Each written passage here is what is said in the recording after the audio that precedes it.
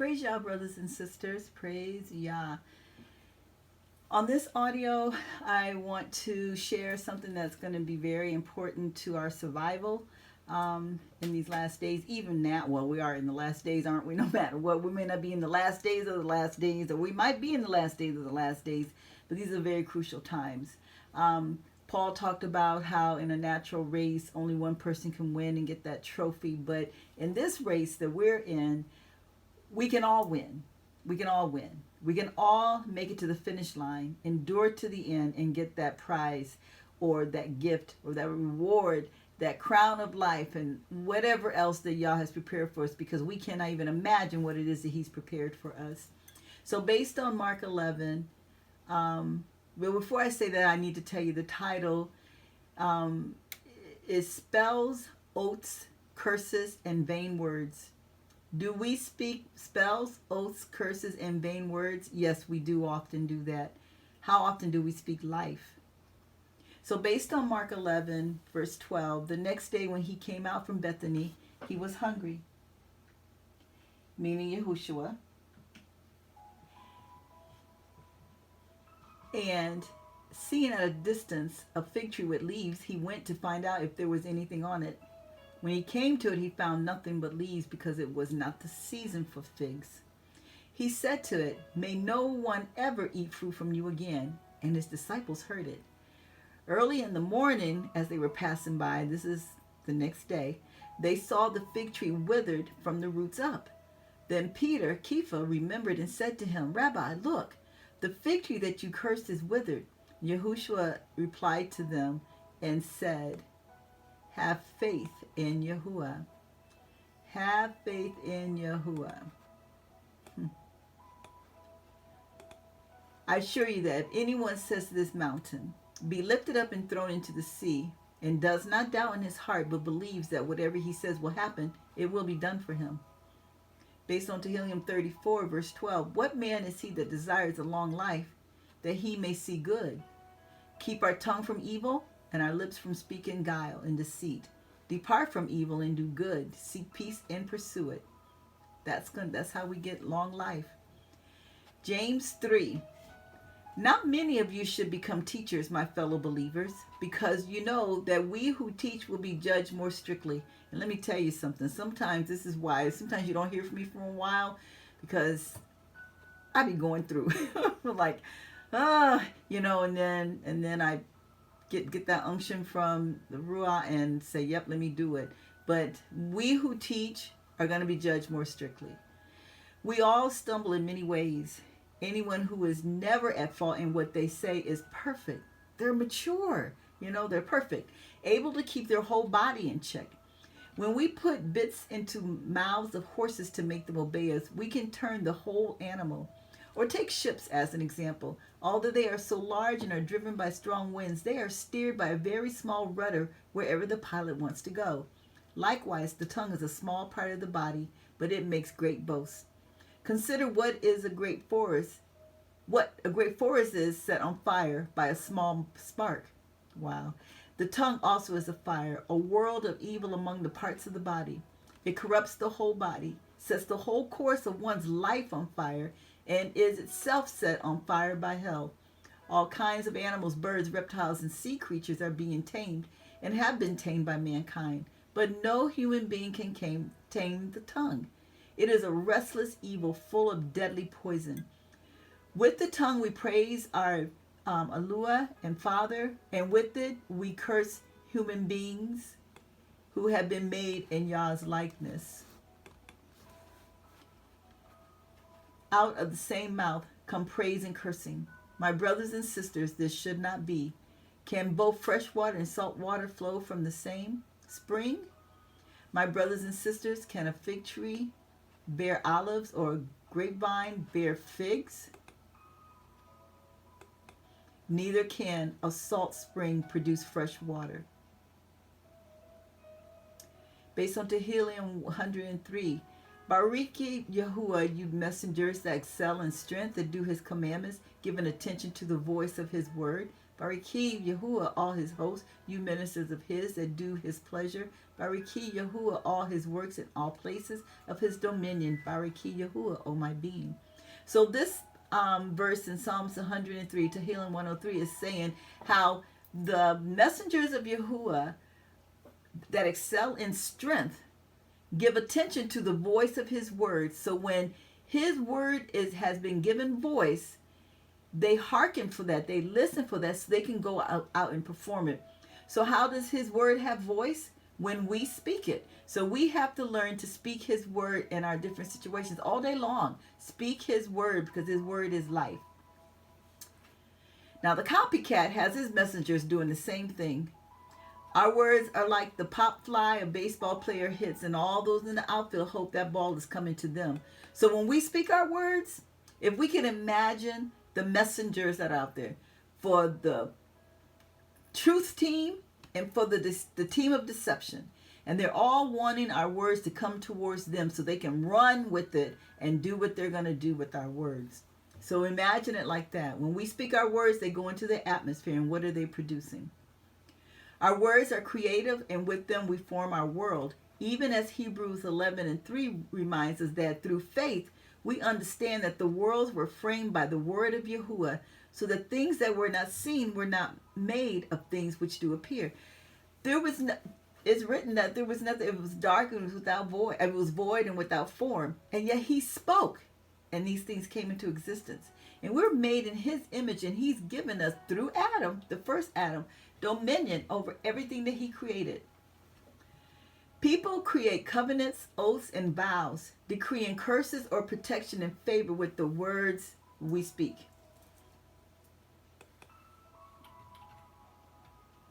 Declarations such as every time, never, always are death sentences. We should never put that on anything. Every time I see you, every time I do this, every time. Don't say that. Why are we placing things in crates and in boundaries? We shouldn't do that. Never. You never do this. I never see this. Don't say every time, never, and always. They're death sentences. They are freezing up what could be life for us. Because things are subject to change. Never say that. Even in relationships. Don't tell another person, you never do this for me. Or you always. Don't do that. Don't do that. No, don't do that. Those are declarations that are really death sentences to situations. Based on Proverbs 6, my son, if you have put up security for your neighbor or enter into an agreement with a stranger, you have been trapped by the words of your lips, ensnared by the words of your mouth. Do this then, my son, and free yourself, for you have put yourself in your neighbor's power. Go humble yourself and plead with your neighbor. Don't give sleep to your eyes or slumber to your eyelids. Escape like a gazelle from a hunter, like a bird from a fowl's trap. Once we realize we've said something or done something we shouldn't have done, we need to get out of it quick. We need to get out of it as quickly as possible. And don't get into agreements for someone else that, oh, you know what, I'll vouch for them. No. Let me tell you, we need to be led by y'all when it comes to doing, what do they call that, co-signing for cars, putting our name on apartment leases, just anything along that line. Vouching for sometimes we get ourselves in a world of trouble when we tell our place of employment that you know someone who could probably do this job right. We better know what we're doing when we say that. Don't get snared by the words of our mouth. Don't be trapped by the words of our lips. Based on Ecclesiastes 5, verse 2, be not rash with your mouth. Don't let your heart be hasty to utter anything before Yahuah. For Yahuah is in the Shamayim, and you upon the earth. Therefore let your words be few. When you vow a vow to Yahuah, defer not to pay it. For he hath no pleasure in fools. Pay that which you have vowed. Better it is that you should not vow, than that you should vow and not pay. Suffer not your mouth to cause your flesh to sin. Neither say before the messenger that it was an error. Wherefore shall Yahuah be angry at your voice and destroy the work of your hands. James says almost something, we'll read that in a little bit, about being swift to hear and slow to speak. Based on Matthew 5, Reach a settlement quickly with your adversary while you're on the way with him, or your adversary will hand you over to the judge, and the judge to the officer, and you will be thrown into prison. I assure you, you will never get out of there until you have paid the last penny. We have to be aware of the words we're saying, and sometimes we do say things that we shouldn't say, but we have to be aware of it and get with Yah quick and get his wisdom as to how to get out of it. James 5. Now above all, my brothers, do not swear either by heaven or by earth or any other oath. Your yes must be yes and your no must be no, so that you won't fall under judgment. Matthew 5. Again, you've heard that it was said to our ancestors, you must not break your oath, but you must keep your oaths to Yahuah. For I tell you, don't take an oath at all. Either by heaven, because it's Yah's throne, or by earth, for it is his footstool, or by your Yerushalayim, because it is the city of the great king. Neither should you swear by your head, because you cannot make a single hair white or black. But let your word yes be yes, and your no be no. Anything more than this is from the evil one. You know, how many of us have heard people say, I swear to, they'll say, swear to God. We don't need to do all that. People don't want to believe you. They don't want to believe you. And then you just go from there. And then what we can do is look and see, why don't they believe us? Do I have a reason? Do I have a history? What, it's caused them to be skeptical when I say something? Or is it my low self-esteem? Or is it pride or whatever it is? But he's already told us that anything more than that is of the evil one. Based on Proverbs 15, the tongue of the wise uses knowledge rightly, but the mouth of the self-confident fools pours out foolishness.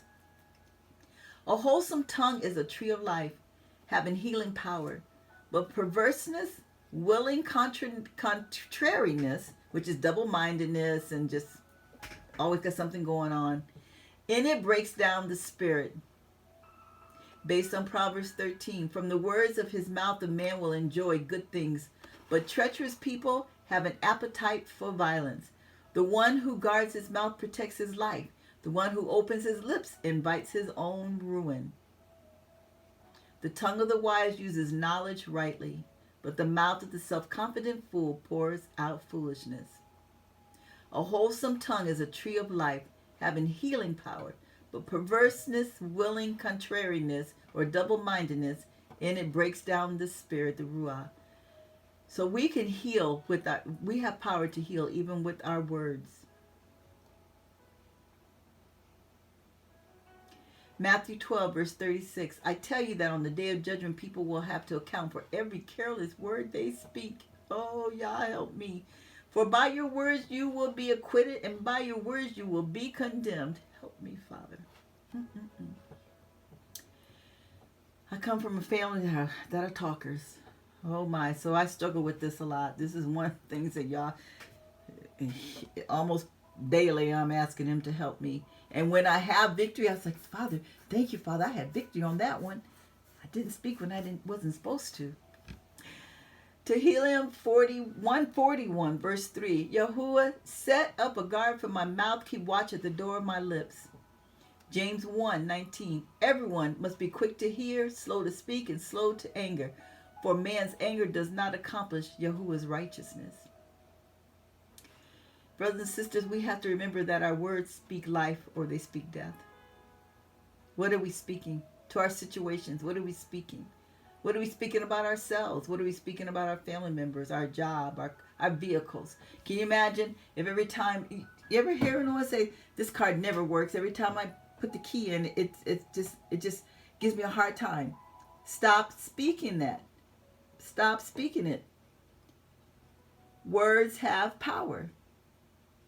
Words have power to either kill or bring life.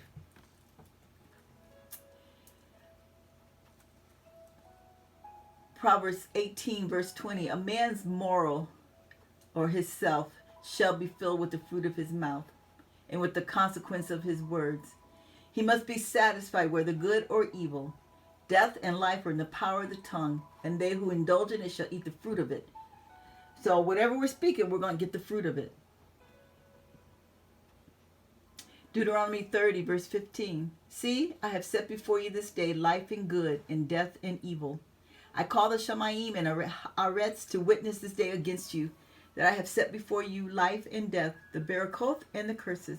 Therefore choose life, that you and your descendants may live. So he not only put it before them, but he also gave them a suggestion, a stern suggestion. Choose life. So how do we choose life? We choose life in the things we say, the things we do.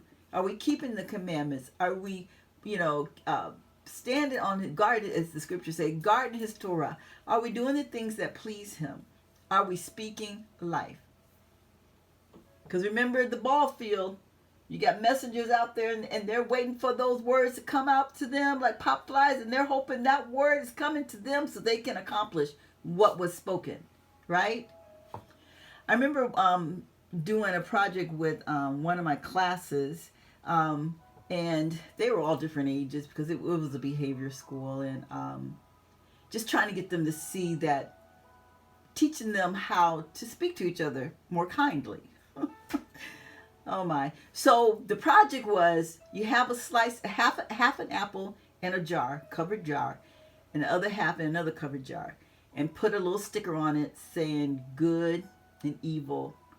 And so we would do every day, they would speak good things to the apple that was labeled good, and speak bad things to the one that was labeled evil. And of course they really liked that one, because that was something that was just right up their alley. That's what they spoke all the time, was evil. And so after a few days, we could see how the apples were responding to us. And I remember reading a book a little while ago about water crystals. They're the exact same way. And we are a great percentage of water. So when we're speaking bad things about ourselves, it's going to affect us. It's going to affect us. So we have to think about, what are our words doing? How is our word affecting our progress in Yah, right? So we have to be very conscious of that. Very conscious of that. Words are powerful. And Yahuah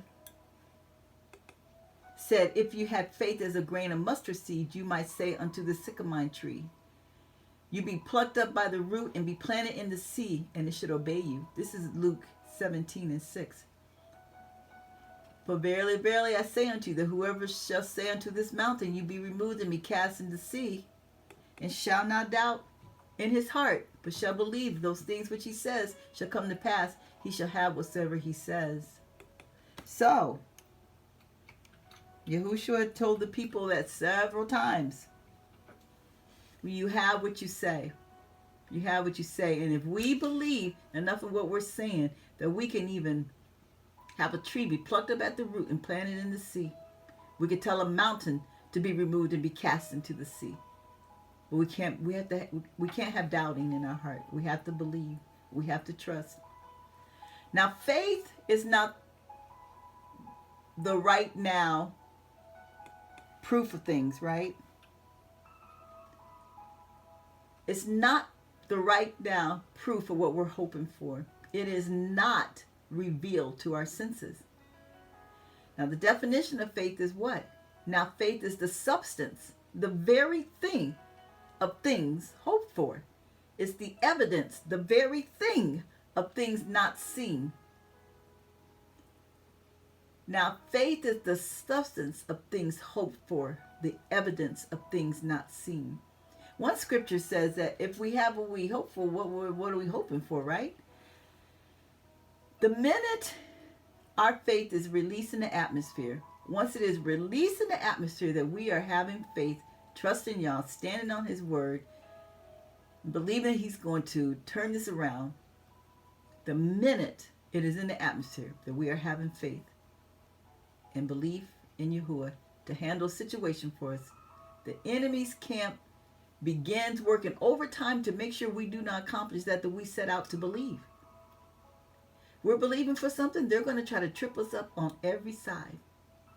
Word and thought arrows will begin to be shot at us of defeat and disbelief and confusion and doubt, words of discouragement, more words of defeat and unbelief, daily arrows being shot at us.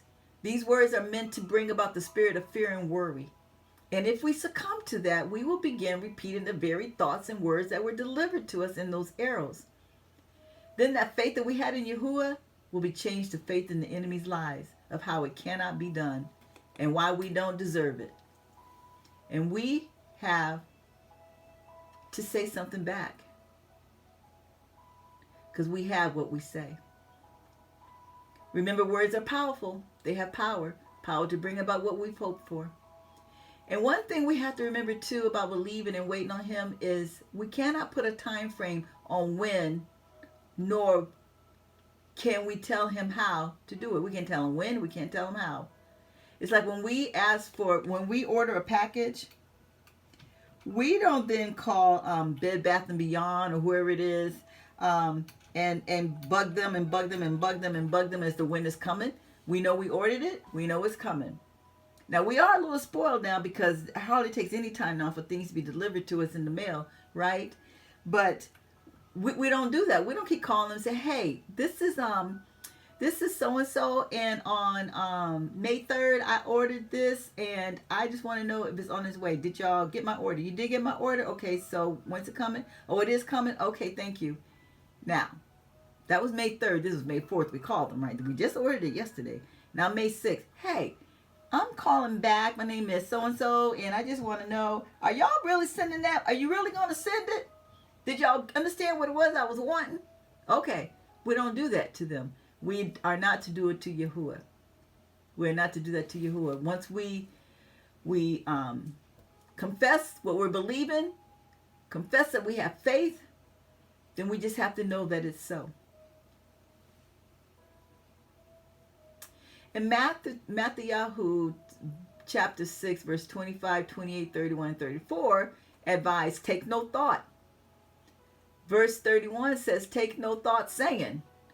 So when the thoughts of doubt and unbelief come, we do not speak them. If the thought is how you're going to do what and where you're going to get the money and all the things that he brings with doubt, that the enemy brings with doubt, we find the word. We say, praise Yah, all my needs are met. Father, I know that you know how to do all things, and you do all things well. We say, praise Yah, all my needs are met according to his riches and esteem in Yahushua HaMashiach. Or we can say, Abba, I trust you. I trust you. I trust you, and I'm so glad that you are quite able to do all things and how you do all things well. I remember when you did this before and how you did this, and it's so amazing how you're still the same creator that you were in the beginning and that you don't lie. And we say those kind of things, okay? That's what we say. Or we can recite as it is written, and according to Tehillim 56, what time I'm afraid I will trust in you, Yah. We have to remember our words have power. Look at it like this. When we go to a drive-through window at a bank to do our transactions, that teller in that window, she has no idea why we're there. So we have to put it in a cylinder and let it shoot up that chute, right? And then that's when she knows what we're there for, what we need. See our words as cylinders that communicate what we want done. Another analogy could be the baseball field, which I've already said, so we can remember that. We hit that pop ball. We know that the enemy is waiting to catch that ball. And y'all's messengers are hoping that we spoke the right words so they can catch the ball, right? If we start fretting and say, I don't know how this is going to get done, then we're in a state of confusion. And we know that Yahuah is not in confusion. He's not the author of confusion.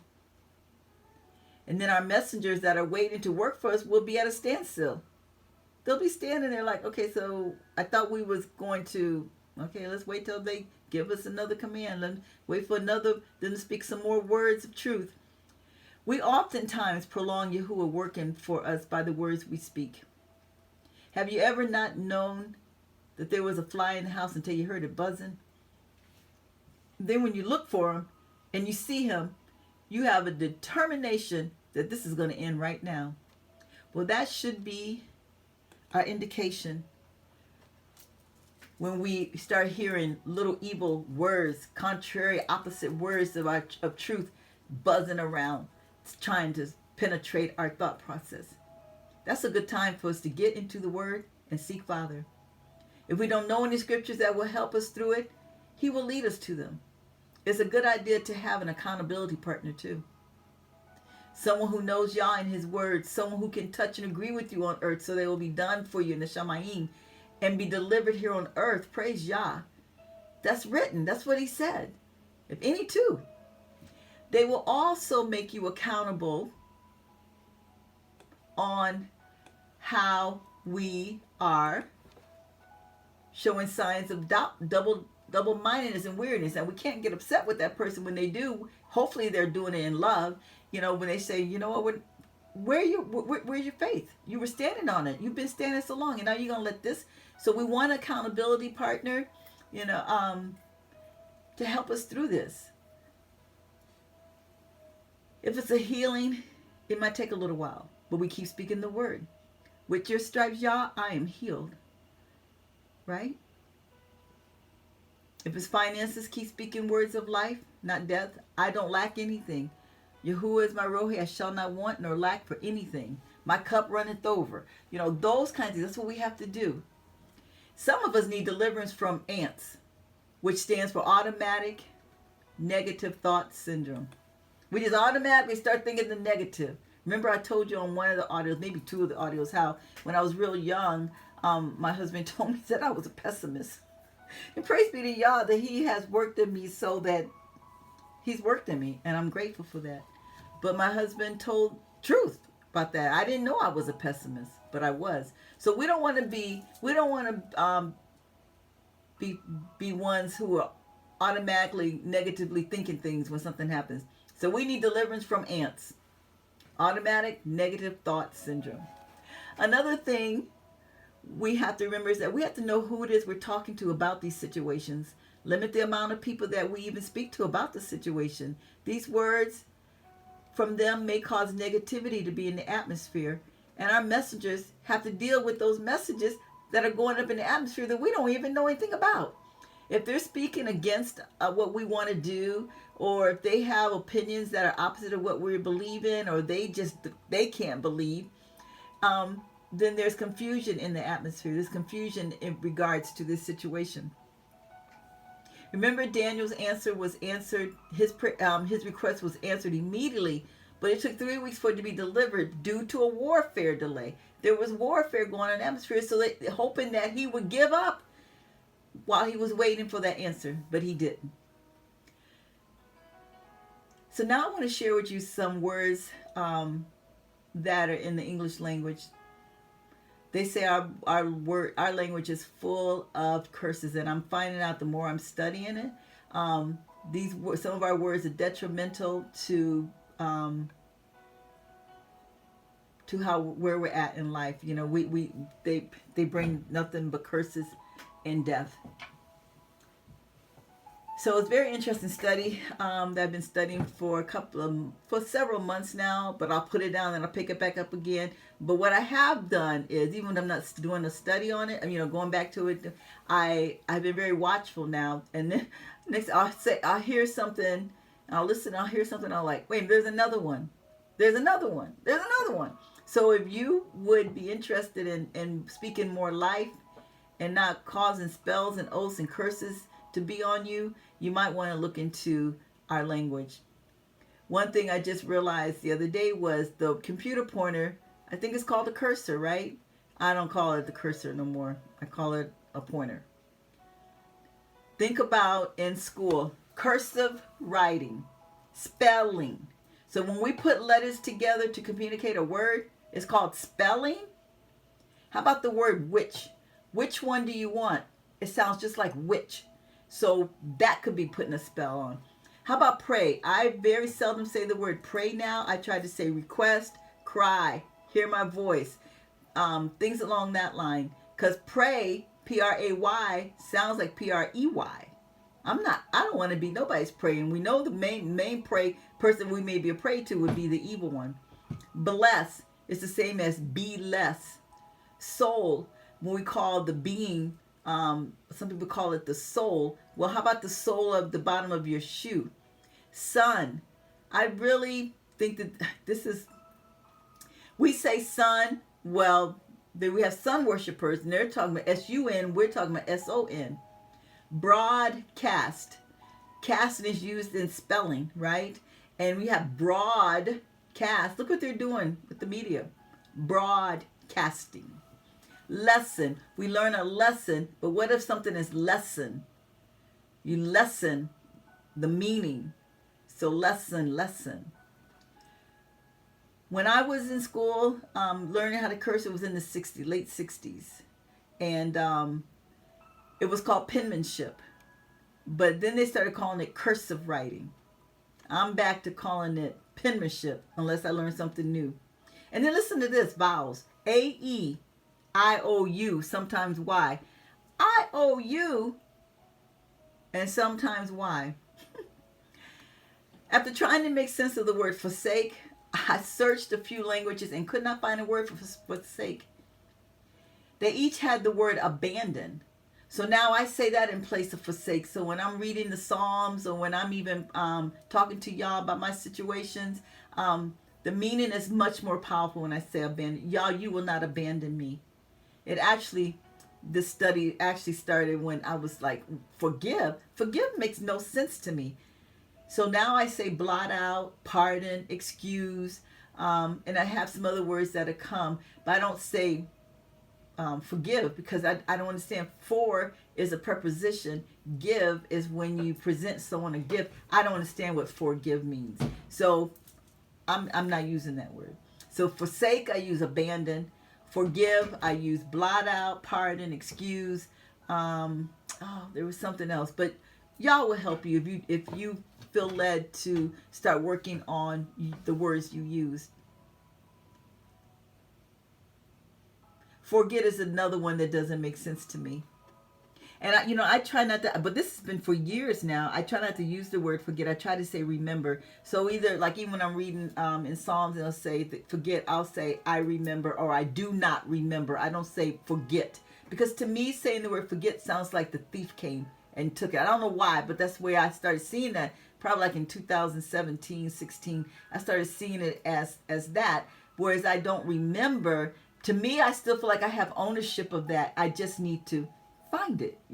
I have to find it. So, and that might be kind of quirky, but that's for me. I don't say the word forget. It doesn't even make sense to me now. Anyways, for is a preposition. Forget. I don't understand it. So, and I don't even like using the word understand, because I read in one etymology book that, or either I heard someone say that to understand means you're standing under. We are the head, not the tail, above only, not beneath. I'm not under nothing when I'm in right standing with Yah. So I don't say understand. I say reveal, insight, know. I try not to say that word. So in closing, I'm going to read Matthew 16. And I will give unto you the keys of the kingdom of Shamayim. And whatsoever you bind on earth shall be bound in the Shamayim. And whatever you loose on the Aretz or earth shall be loosed in the Shamayim. How much have we bound with our words? When we think about it, how much have we bound with our words? How much have we bound with our words? How much have we kept from coming to us by the words that we spoke? We've been given dominion way back in the garden. Adam was given dominion. We still have that. We have the keys to turn situations around by the words that we speak. This will help us to walk more and more like overcomers and victors. That we can speak to situations no different than Yahushua when he got up. When they woke him up, accusing him of not caring, he spoke to the seas and they calmed. He often spoke to the fig tree, and it had to obey him. This is where we're at.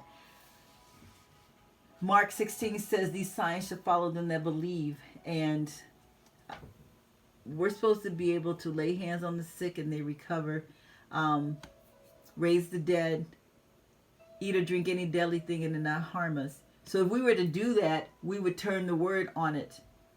And and be victorious. So that's all that I have today for this message. I hope that it does something for you, that you will start being more conscious of it and see the victory, the more and more victory that you will have by speaking words of life, not of death. We have power in the name of Yahushua. Yahuah has given it to us. And we saw that with Yahushua. He said he only speaks the words that the Father told him to speak. So with that, brothers and sisters, be encouraged. Revered are the people who, I should say, Baruch are the people who revere Yahuwah, but then we're revered when we are doing what we're supposed to be doing. Because Dabarim 28 tells us how we are so Baruch when we revere him, when we keep the commandments. So we want to do that. We want to be Baruch. We want to be Baruch. But how do we do that? That's by revering him. How do we revere him? By keeping his word, by honoring him. So until next time, brothers and sisters, be encouraged. We are victors, but we have to make sure that we are not speaking words that put us under spells. Make sure we don't get in oaths with people, and make sure that we're not speaking curses over those things that are ours, over ourselves and over our situations, over our loved ones. And don't speak vain words, because we're going to be held accountable for vain words. And this is something that it's something that I have to work on, because, you're friendly. When, people who are friendly, they talk, they find things to talk about. But when I think about it, I got to remember that I'm going to be held accountable for vain words, just to be talking. Everything I do should have a purpose. Everything I do should have a purpose. And what purpose? The purpose of the kingdom. So we want to be very mindful of the words that we speak. We want to speak life. Remember, we'll have the fruit of whatever it is we speak. So until next time, be encouraged, brothers and sisters. May we endure to the end. May we endure to the end. May we be among those that are going to bring much esteem to the Father. Much esteem to the Father. We're going to be mighty ones, speaking the word, and it be so. Yeah. That's one of the preparation we're going to be doing. That's why the sword of the Spirit is the word. It's the word. So, all right. You ever notice I have a hard time just letting go? But anyways, I'm going to go. Be encouraged. Be encouraged. Be encouraged. And know who we are in Yah. And he's given us the keys to the kingdom. We can bind and we can loose in the name of Yahushua. Praise Yah. We win in Yahuwah.